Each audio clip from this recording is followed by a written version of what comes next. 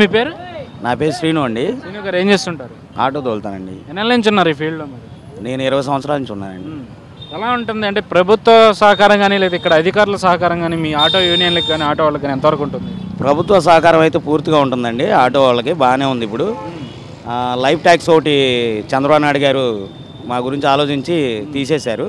దానికి కూడా మేము అభినందనలు తెలియజేసాం. వెళ్ళి సీఎం గారి ఇంటికి వెళ్ళి తెలియజేసాం. మేము చాలా బాగుంది. ఇప్పుడు ఇన్సూరెన్స్లో కూడా ప్రత్యేకంగా పెడతా ఉన్నారు. ఆటో యూనియన్ మొత్తం కూడా ఆంధ్రప్రదేశ్ మొత్తానికి ఒక ఇన్సూరెన్స్ పెడతానన్నారు. దాని గురించి కూడా మేము సంతోషంగా ఎదురు చూస్తున్నాం. మాకు ఈ నియోజకవర్గానికి బోండమ్మ గారు చాలా మేలు చేశారు. మాకు ఇక్కడ ఈ లెర్నింగ్ సెంటర్లో అసలు స్టాండ్ ఇవ్వటం, ఆటోలు పెట్టడం అనేది పోలీసు వారు కానీ ఏది ఊరుకునేవాళ్ళు కాదు.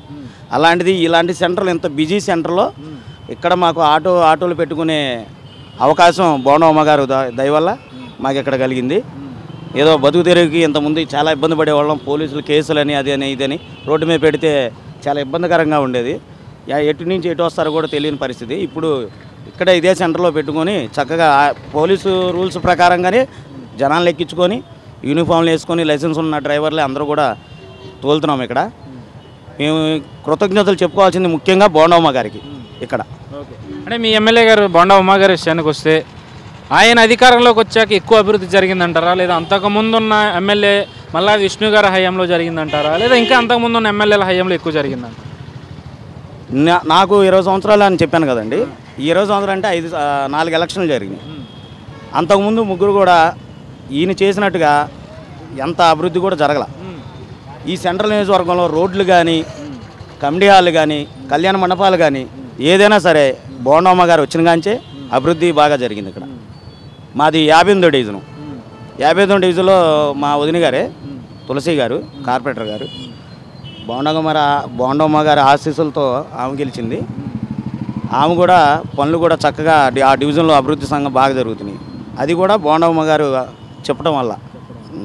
అంటే బోండా ఉమామహేశ్వరరావు గారు తన నియోజకవర్గంలో ఉన్న అర్హులైన ఈ పింఛన్దారులు కానీ, లేదంటే పసుపు కుంకుమకు సంబంధించిన డ్వాక్రా మహిళల విషయానికి వచ్చిన, లేదా ఇళ్ళ అంటే ఎన్టీఆర్ గృహ పథకం కింద వచ్చే ఇళ్ల విషయంలో కానీ ఇవన్నీ అర్హులైన అందరికీ అందుతున్నాయనే అనుకోవచ్చు అంటారా? పక్కాగా అర్హులైన వాళ్ళకి ఇల్లు కేటాయింపు జరుగుతుంది. ఎందుకంటే ఇప్పుడు నాకు ఇల్లుంది అంటే ఉమాగారు బోండమ్మ గారు ఎమ్మెల్యే గారు మాకు సొంత మనిషిలాగా ఉండారని చెప్పి మేము వెళ్ళి ఇల్లు ఇవ్వండి అని చెప్పి అలా చేసే వ్యక్తి కాదు ఆయన. ఎవరికైతే లేదో పేదవాళ్ళకి వాళ్ళందరికీ అందజేయాలని చెప్పి ప్రతి ఒక్కరు కూడా డివిజన్ వారీగా ఎంక్వైరీ జరుగుతుంది. ఎవరికి కూడా ఎవరైతే లబ్ధిదారులు ఉంటారో వాళ్ళకే ఇల్లు ఇస్తున్నారు.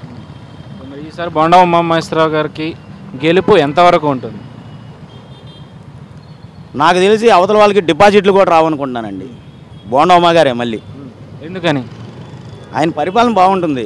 ఆయన పద్ధతి అందరూ సొంత మనిషిలాగా ఉంటాడు ఆయన అన్ని డివిజన్లో కూడా.